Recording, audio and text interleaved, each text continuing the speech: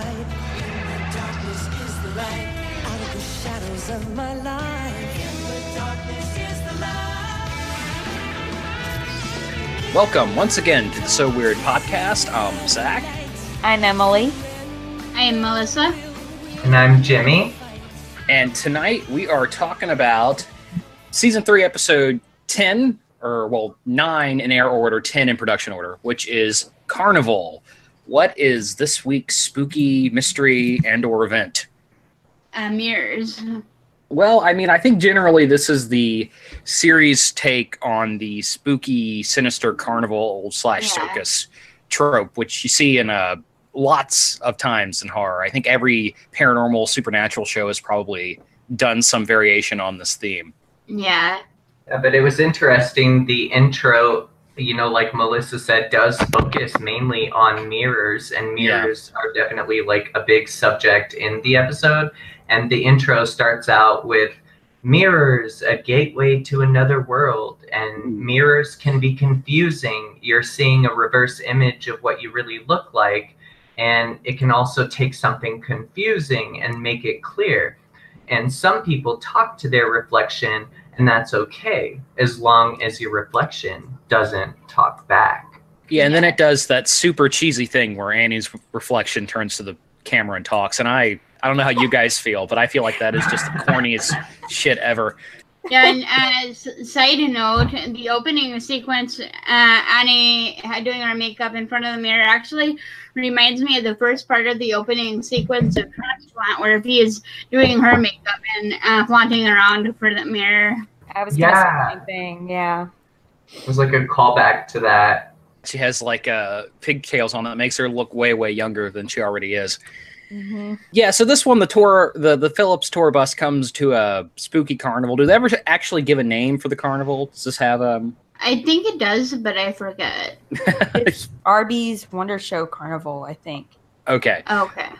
And Molly talks Annie. I have to keep catching myself. I keep wanting to say Fiona. Molly talks Annie into singing on stage. She does a big song number. But meanwhile, of course, this being a Canadian shot genre television show made in the late 90s, of course, there are some sinister goings-ons around the carnival. The owner is some sort of bad dude. We don't really get a definition on what exactly he is. He has his reflection can talk to him in mirrors, and it seems to me as if there's some sort of otherworldly entity speaking to him through the mirrors that's forcing him to do these things for reasons that are not expounded on.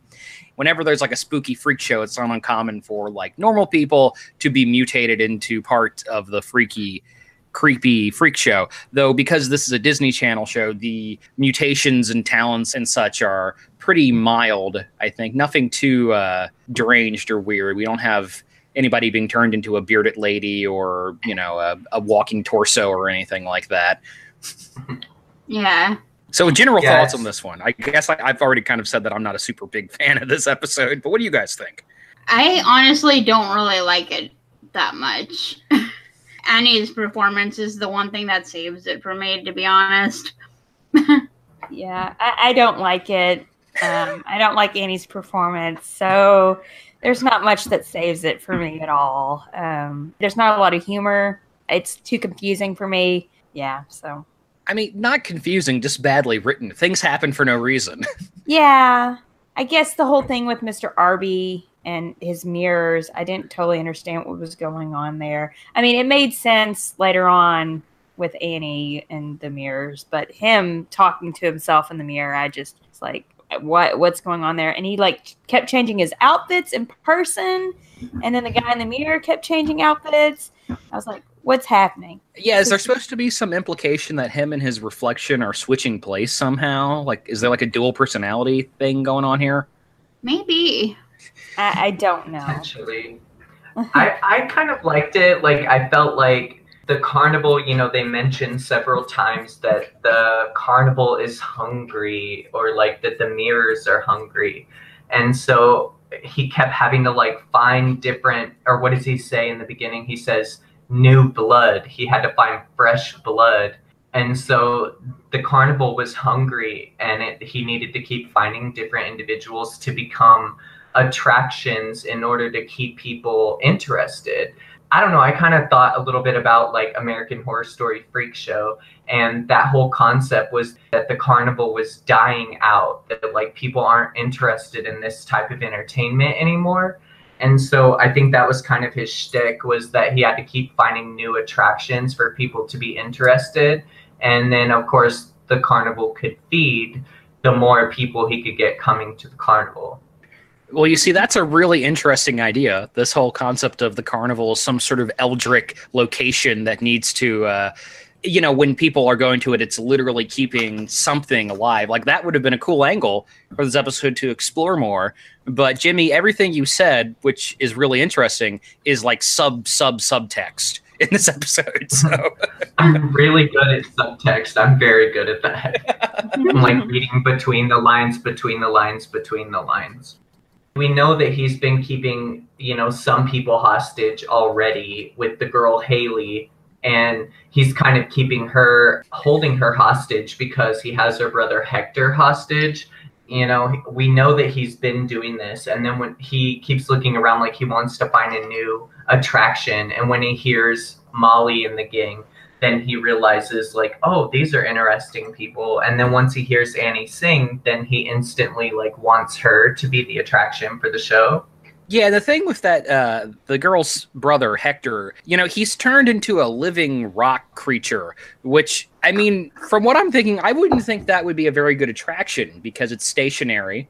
It doesn't do anything. You know, I wouldn't think that would be very interesting. Now, of course, carnivals are like ripoffs usually. You know, you pay your $5 to see something and it's incredibly disappointing. That is the way of it.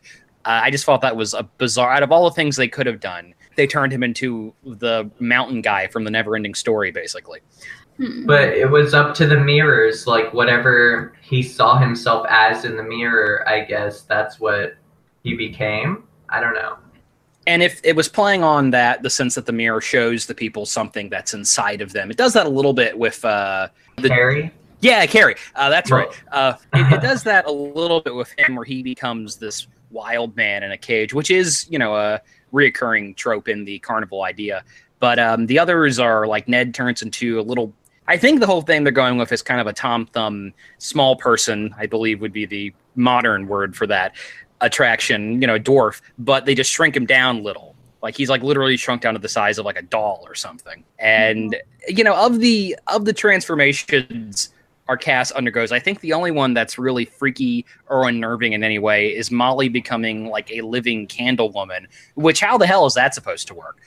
Like the whole idea, like as we've established, apparently, as far as we can tell, the villain's modus operandi is to keep people coming into the carnival. But if a melting candle woman is only good for one show, I don't see how that's going to keep bringing people back in, unless at the end of the show they're going to mop Molly back up and squeeze her into a mold and reform her. Yeah, which I do think he says like one time only. Right. Yeah, maybe that's why the carnival has to keep feeding, because you never know what creature is going to pop out, or like, you know, obviously her act would be a one-time only act. Maybe it would have been more sinister to me if we had heard about previous acts getting, you know, someone dying or disappearing or whatever once they've been fed by the carnival. Yeah. But they don't really talk about that. I feel like it's insinuated that would be her death, basically, if Annie didn't save the day on time. Right, and it's a bad way to go. I mean, like, you see her standing around the flames and, like, wax is dripping off of her chin. Like, that's a pretty grody way to get knocked off. But, yeah, I agree. You know, I think what Emily said would have been better if they had actually hinted that, oh, if this has happened before, you know, people are disappearing at the carnival. But it's just, like I said, the episode is not well written, you guys. Yeah, I think that's my problem with it, too. The thing that gets me, though, is this was written by Brian Nelson, who has written some pretty good episodes of this show, Siren and Strangeling, and okay, wrote Troll too. But like he would go on to write movies like Hard Candy, which is one of my favorite films, great movie, and 30 Days of Night, which, say what you will about it, is at least like a serious horror film. And I just feel like this is just such corny kitty bullshit. Like, it feels like a bad episode of Goosebumps almost. And, you know, in season 1 and 2, when they did spooky episodes, like when they made an episode that was really trying to scare the viewer, it didn't always work. But it usually treated it seriously. Like, it actually went for it. And we did get some moments in season 1 and 2 that actually are pretty spooky, especially for like a Disney Channel show. And this just feels like there are ideas that are potentially creepy, but they have to like back away from them because like, oh, this is Disney said we can't make it dark, so we gotta, we have to make it goofy. And it bugs me, man. I hate it when kids entertainment doesn't treat the audience seriously. I guess that just bugs me. I definitely feel similar. It does come off a little bit goofy. I did think that one of the creepy moments was the Jack character when he was playing Swami. I definitely felt like that character was really creepy. Yeah, same. It's like one of the parts that I actually like.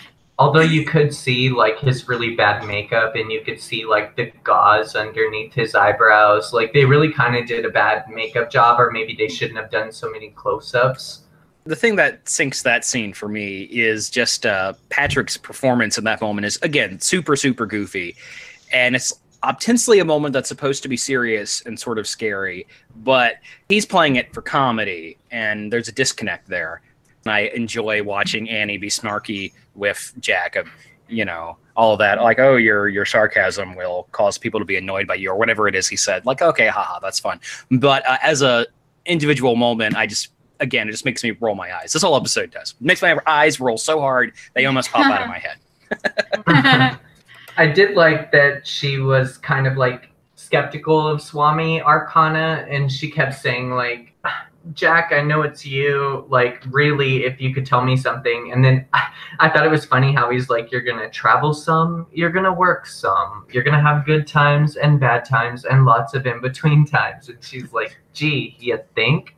Like, tell me something that doesn't apply to every single person in the whole world. And then she says, tell me something supernatural, tell me something mystical. And he says, like, gaze into the crystal ball and tell me what you see. And then, of course, she sees the trick mirrors, and that's when he tells her, like, beware of the looking glass. Mirrors are cursed. And then she says, well, yeah, if you break one, that's 7 years bad luck. And Swami says that that's only if it's a good mirror. Some mirrors twist the image of those that look within, and some mirrors are hungry. That was that whole, like, it's the mirrors that are hungry. So I think, like, the mirrors at the carnival are what is, like, the supernatural aspect of the episode is just simply the mirrors. Yeah. And again, if they had explored that more, like some sort of otherworldly entity living inside the mirrors that needs to feed off of people's life force or whatever, that would have been cool, but they don't. It's just there. You just kind of have to fill in those blanks yourself. Yeah, and even after Annie destroys the mirrors, the entity is still alive because Swami still Arby, he still talks to his reflection at the very end of the episode. So it's like, what was going on? What was the entity? Was it the mirrors? Is it Arby? What is it fueling this carnival feeding on people? Maybe it was Arby's mirror. Yeah. Oh, his handheld? But he sees his reflection in different mirrors, right? Like the first time it was like a mirror hanging like at a stand. I did like the little Rick throwback. Did you guys catch that? Yeah, that was a good moment. It was a sweet moment because Tom J. Astle, of course, is a writer on the episode. So, of course, anytime he's a writer on the episode, we're going to have a callback to season 1 and 2 at some point. And I did like that moment before Annie goes on stage where Molly tells her something that Rick told her. The whole lead up to Annie's performance seemed a little bit played up, but I did like it. Yeah, I thought Molly's advice for Annie was really sweet about what she heard Rick say. I think she said, he's told her an audience is like a giant mirror reflecting back what you have to give, and what you have to give is beautiful. I thought that was sweet. Anytime season 3 actually acknowledges something from season 1 or 2, that's nice, because it doesn't do it that often, so.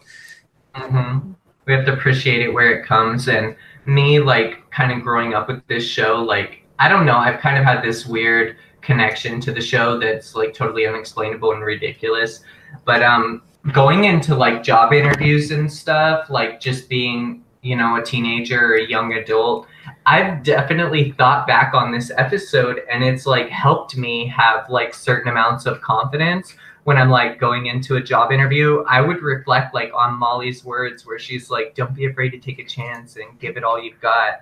That has really helped me in my life, like to do certain things that I was scared to do.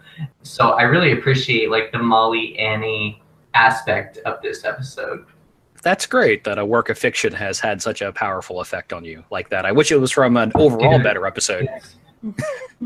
Right, it's ridiculous. Yeah. No, but I mean, it's great though. I mean, like, you never know. That's the thing. You never really know what's going to reach in and touch you in that way, right? Yeah. Though I have to be negative Nancy here and say, like, it does sometimes feel a little bit like Molly saying, like, oh, you're beautiful, you're great, you're so talented. Annie is sort of like, once again, season 3 saying, like, hey guys, Annie's great, everybody loves Annie, you know, isn't she good? Don't you guys love this character? Fee, who's Fee? You know. Yeah. I don't Because, know. of I course- felt like it was okay. really genuine. I felt like Molly was being really genuine in that moment. I thought it was sweet. The whole backstory of these characters, like, it's like, you know, we're invested in the Molly character. So, like, hearing her kind of reflect on something Rick told her to kind of help Annie go on stage, I just really connected to it. I thought it was really beautiful. And the fact that Alex Johnson did actually co-write this song, it was like one of her very first songs that ever was released to the public or to her fans that she actually wrote. I thought it was such a beautiful song. I didn't really feel like it had anything to do with the episode or the show, but it was a pretty song, and I thought her vocals were really pretty. Although we've never had an official release of the song and never had a leak of the actual studio version. All we have is the episode version. Yeah, I was going to ask if there was a studio release of this. Though, from what I recall, there isn't too much ambient noise or dialogue over the song, so if you do want to just rip the audio straight from the episode, you're doing okay. Like, you can at least hear it clearly. I know it's not HD audio or anything, but... That's what we do. That's what us Alex fans have done, is rip it out of the episode. Which I think there was, like, a demo, right, Melissa? Like, didn't we get a little demo of this? I don't think so. Yeah, I don't think we had a demo of it. Though you're going to have to... What is the name of the song? You know, I watched this episode 15 minutes ago, and I've already completely forgotten everything about it. Well, what is the name of the song she sings? Dream About You. Right, okay. Yeah, this song was promoted heavily.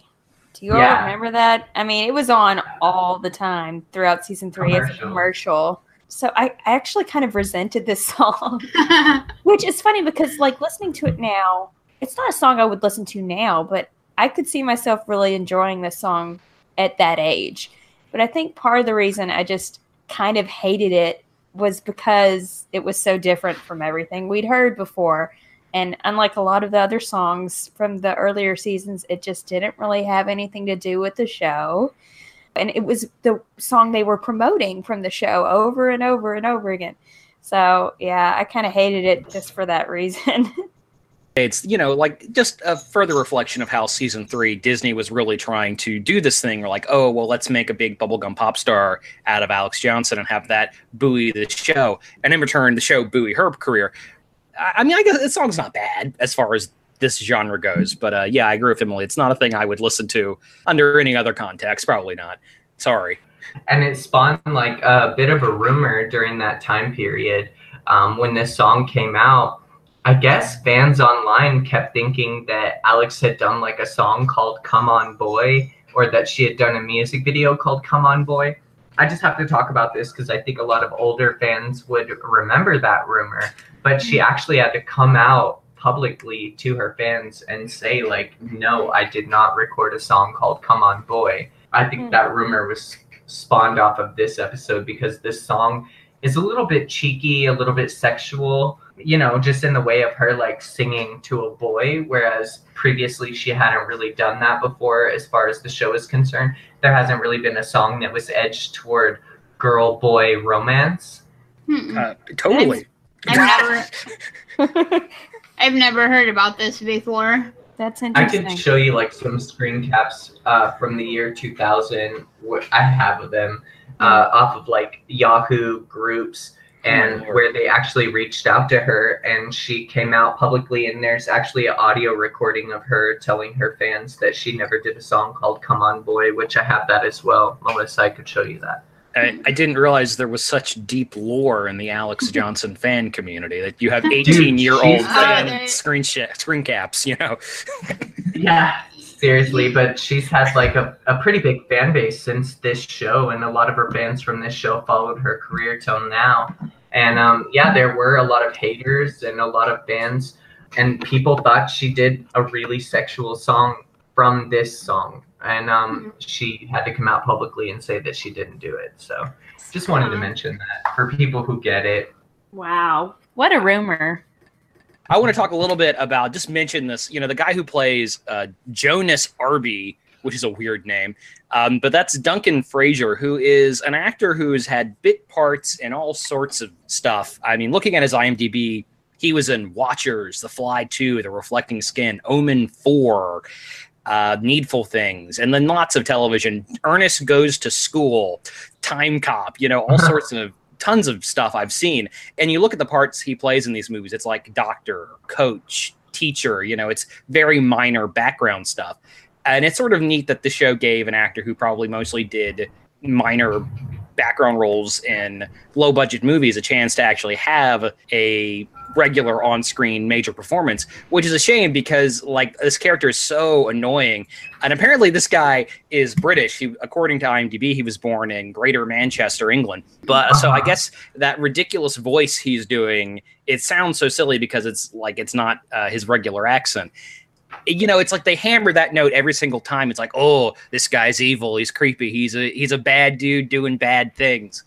And like within the first 2 minutes of meeting this character, you get that, oh yeah, this is our bad guy of the week. Yeah, he's got a really squirrely voice. And he plays also in 8 Below, which Belinda Metz is like a lead character in 8 Below. Oh. Yeah, it was really bugging me because every time I watch this episode, I feel like I know him from something. I've seen that face. I've heard that voice. I just can't place it. Then I was looking at his IMDb, and I have not seen anything other than the show that he's been on. Maybe that character in this episode made more of an impression on me as a kid as I thought it did. Come on, Melissa, you got to see Time Cop. It's a classic. Anyway. The Exorcism of Emily Rose was pretty freaky. I didn't like that movie that much, but I liked it. There was like a PG-13 Exorcist, man. Come on, give me the real thing. Yeah, really. Yeah. So, anyways, it's on one hand, I think it's great that they gave an actor who mostly does small roles and little things, and gave him a main role in this episode. And I just wish his character wasn't so annoying, because I'm sure the problem's not with him. It's just the script is a mess, I think. They got to give him that accent to make him seem really bad. Sinister, yeah, creepy accent. So someone I want to talk about here is Belinda Metz, Irene as the hot coal dancer. That was a weird moment, right? What the hell is that about? I liked it. Well, Danielle the flame dancer. Yeah, she was a dancer. That's true. So she's showing off her talent. I like it. It's weird, but I like it. Yeah, same. The character was Danielle the flame dancer. Yeah, I mean, I'm a fan of that trope of just the regular characters on the show we're used to seeing being mutated or changed into something else. Like I said, I just wish the episode committed to like actually trying to be a little weirder and a little creepier than it was. And I also wish the script made more sense. I guess those are my main problems with this episode. I thought it was funny when she's in there and she sees Danielle walking on hot coals, and then she like realizes that Ned is, his little area is off to the side, so she runs over and she shoves those people out of the way. I thought that was really funny. And I also thought a really scary part was Jack's character, Swami, when he looks all like sinister, and then you see like the crystal ball catch on fire and then it kind of breaks. I thought that was a really creepy part. Just like his face was really creepy. Yeah. Yeah, he's kind of chuckling evilly. And the part that Annie realizes that it is the mirrors that are causing the problem is when she comes back out of the funhouse and she finds the broken crystal ball. And then she hears Haley screaming for help, which I thought it was really stupid that Arby put Haley into a cage, but really she's in a cage that is just in a tent. So all she really has to do is scream for help, and like anybody walking by could hear her yelling. And of course, ironically, it's Annie. And then Annie gets the keys and lets her out. And Annie says, how does he do it? How is he doing this? And then Haley says, well, it's a bunch of lights and smoke and mirrors. And that's when Annie hears Swami's voice in her head that it's the looking glass, and then she realizes it's the mirrors, and she runs back to the fun house, and she gets her kind of moment to tell Haley to wait right here, because previously she was pissed off that people kept treating her like a child and telling her to wait right here. Right, okay, wait, want to backtrack 1 second with the whole thing with Haley. Like, okay, so Arby has the ability to change people's physical appearances. So he could have, like, I don't know, done some, you know, Matrix Part 1 shit and removed her mouth or something. I mean, like, I'm sure Disney never would have done that, especially not in season 3. But, you know, he could have done something to restrain her in some way to prevent her from communicating with people to come rescue her. But he doesn't, because he's a dumbass, I guess. I don't know. He's not a very good villain. Hold on. Does he really have the power to change people's appearances, or is it the mirror? I thought it was I a think it's the mirror. mirror. But you think he would just sit her down in front of one of the mirrors and then be like, yeah, Right, yeah. you're Or dead. Yeah, but then who's going to sell cotton candy? That's true. Very important. And what is it? Is it Irene that we discover has a sugar tooth? Yeah. Yeah, that's her kryptonite, is cotton candy. The climax of the episode is Annie going into the funhouse and confronting her own reflection, which, man, you know, how are we supposed to read that scene?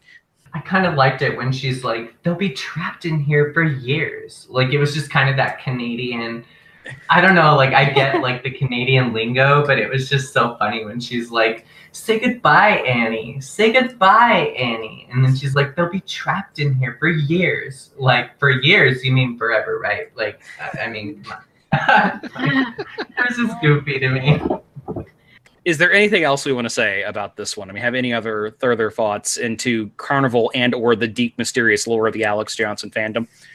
Well, I have a couple things. Okay, so first off, with Annie's performance, I think one of the other reasons why I resented it was because everything was so brightly colored on stage, and it was just like so anti, I don't know, everything that had come before in like the previous seasons. Like even Molly's drum set was a bright orange color this year for some reason.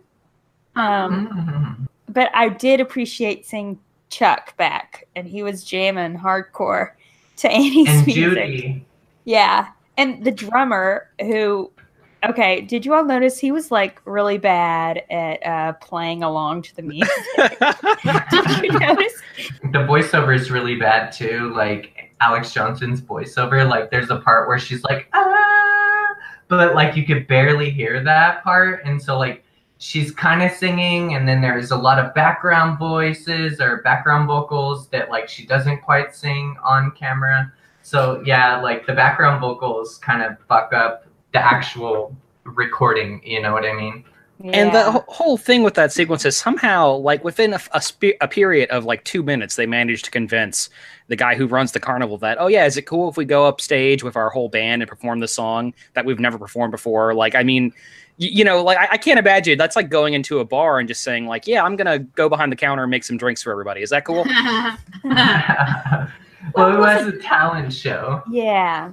Oh, is it? Okay, I guess I missed that pivotal line of dialogue there. That's like at the beginning of the episode, Annie sees a sign and Molly's like, oh my gosh, a talent show, like you should do it. And that's when she has the whole like, I don't think people will appreciate it, or I don't think people will like me. And then Molly's like, well, you have nothing to lose type thing.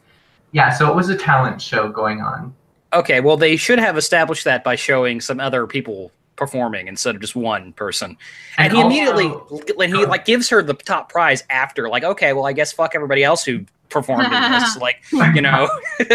You won. And the whole reason why Jack and Carrie, the first people to change, why they even went into the fun house, is because Arby walks up to them and says, your friend won the talent contest. Here's some free tickets to the fun house. And they're like, the fun house, we thought it was closed. And he's like, well, now it's open.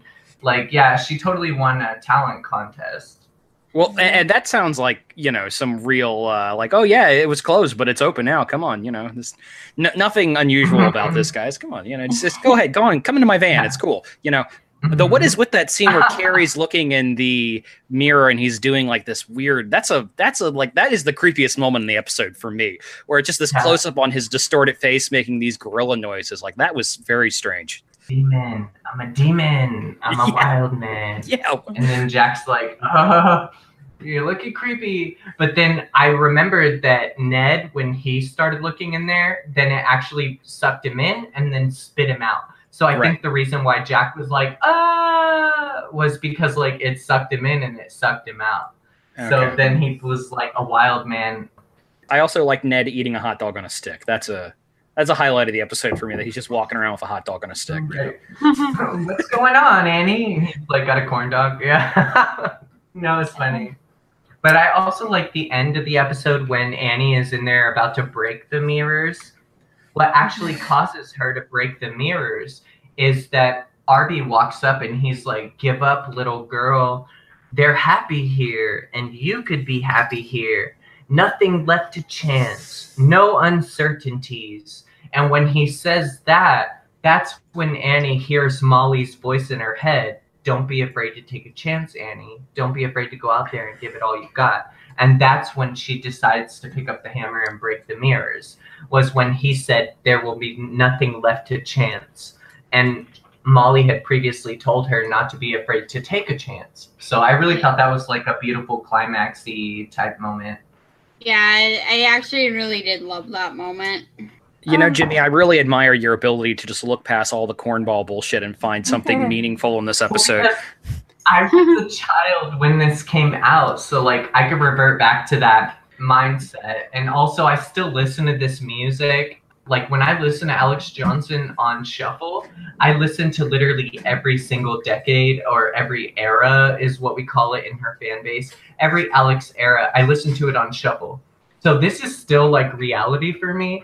I love So Weird so much, and I was watching in the first 2 seasons, but it didn't like become my favorite show until Alex Johnson came on. Although I love Cara DeLizia, don't get me wrong, and I was so sad when she left. I was just as shocked as anyone else, but I took to Alex Johnson, and I love this season. I don't know, I know it's Cornball Fest, and Alex basically just kind of had to pick up the reins and run with it, because this wasn't her show. You know, she got a lot of backlash for this show, but she did it, and she had a semi-successful acting career from it. Her new movie actually just came out, if you guys didn't know. I meant to mention this like 2 podcasts ago, but she has a new movie out. What's the movie called, Melissa? The Wasting? The Wasting. Yes. It's a ghost film. It's a new horror film, and yeah, that just was released. And so she's still acting, and she's been going on auditions and doing everything she can. So I love Alex Johnson, and yes, I will look past the cornball to promote my Alex Johnson. Yeah, I highly recommend watching The Wasting. It is honestly better than I thought it was going to be. I thought it was going to be kind of shit, but yeah, it surprised me. Yeah, it was so indie that we thought it was going to be kind of like a bad film, because she like basically did a favor for her friend, and she produced the film, and she acted in the film as a co-actor, and she did so well, and the story is so good, and it's actually creepy, and she sings a couple songs in the film, and it was really good. I really enjoyed it as well. Now, I believe Emily had a little more to say. Didn't you say you had something else to say? Yeah, well, I guess, okay, so since we're giving Alex so much love, and I'll give Annie some love, there was a scene that, or a little line that I thought was really sweet when Arby says that Annie can go on tour with him in the carnival. She says, "I'm already part of a tour. That tour is my family." And I thought that was really sweet. Yeah. She was so sure of herself when she said it. It wasn't like, "Are these guys my family?" It was like, "Yes, they are my family." Yeah, and Molly has introduced her in the past as like my adoptive daughter, and back in detention, remember?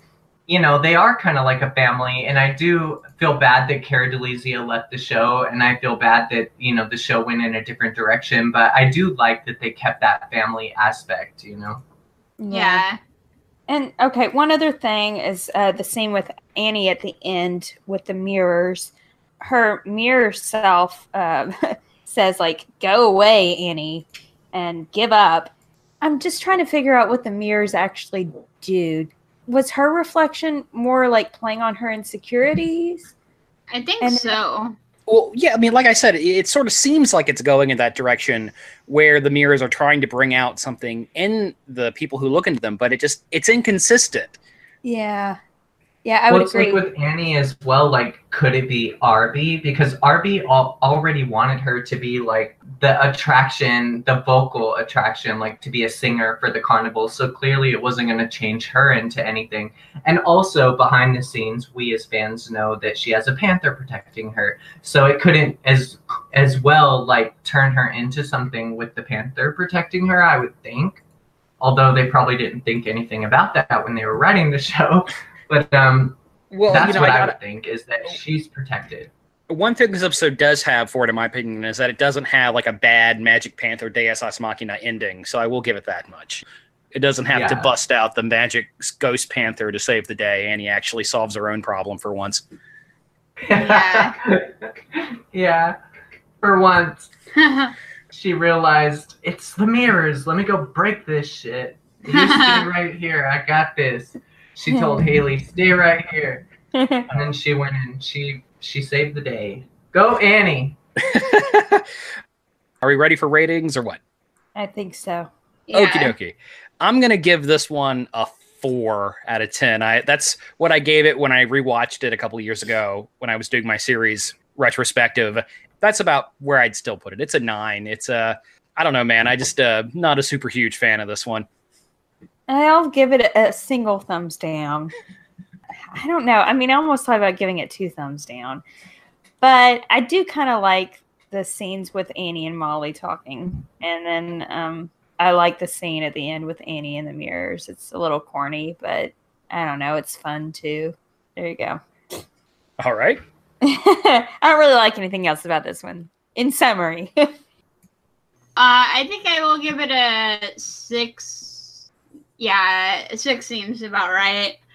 Yeah, it does have a few things going for it. Jack's weirdness, Annie's performance, the nice little moments between all the cheese. And right. I would probably give it like probably a 7 out of 10, just because we do get Alex's first written song during this episode, which I love as an Alex Johnson fan, and being a fan of her career all these years, you know, this was the first co-written song we ever got to hear.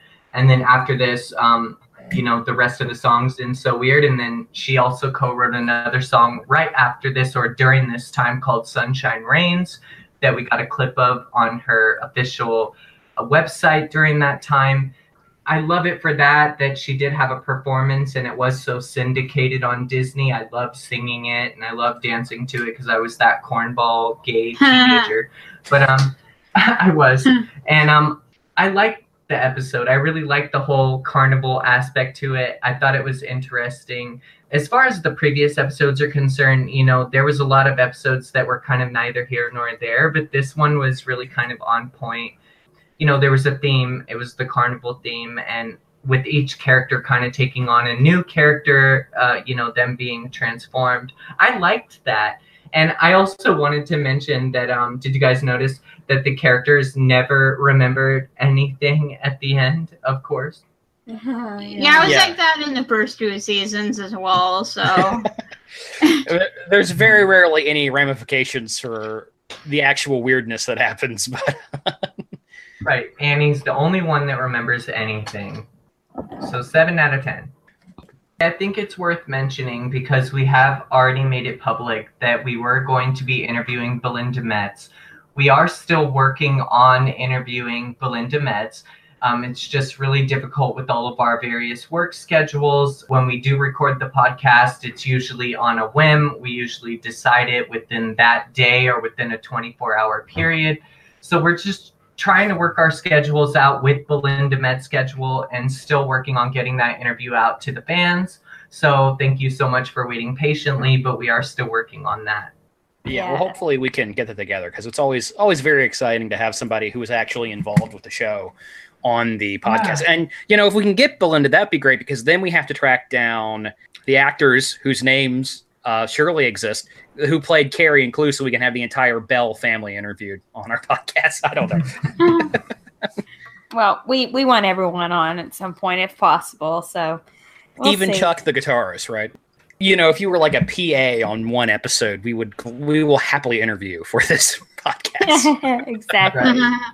If you worked in wardrobe, we want to talk to you. Now, something that was brought up in the Twitter chat that our fans do not have access to, of course, but was they did an oral history of the Mary, Kate, and Ashley Gimme Pizza song. And in no place in this interview is Kara interviewed. You know, when I saw this was happening, when this crossed my desk, as I like to say, because it makes it sound like I have an official position somewhere, even though I don't. You know, when I first read this, the first thing I did was Control F Kara, and it didn't come up, and like, I'm not going to read this. Because she's like the most famous, like she's in the YouTube thumbnail for that stupid thing. And, you know, all the memeing and twittering and mutation and fan stuff with that stupid song over the years. I mean, I guess it really just goes to show that she is truly out of contact with Hollywood and just not interested in talking to anybody about her work as an actress. Because, like, I mean, I thought for sure they would have at least gotten like one word out of her about that. No, she probably resents it. I mean, well, I mean, I don't know. More people recognize her from that than they do from So Weird. It seems like. I guess it depends. You know, I mean, I could see somebody resenting the fact that they're more famous for some stupid internet meme than their actual work as a performer. But at the same time, you know, being recognized at all would be cool for me. So I don't know. I wasn't too surprised that she wasn't interviewed. Yeah. And being like a childhood actor, like that was a lot of hard work, you know. She's been like working full time since she was a child. So clearly she's just over it. Yeah, I mean, we've talked about it a lot, how she's just kind of, I mean, it really does truly seem like that chapter of her life is just done. And, you know, good for her. But I was disappointed that they didn't interview her for the oral history on the Mary Kate and Ashley Olsen Gimme Pizza video, which I just love. That's a thing that exists, by the way. I mean, thank God bless the internet. This has been the So Weird podcast. Zach. I'm Emily. I'm Melissa. And I'm Jimmy. Thank you for listening, and as always, keep the faith.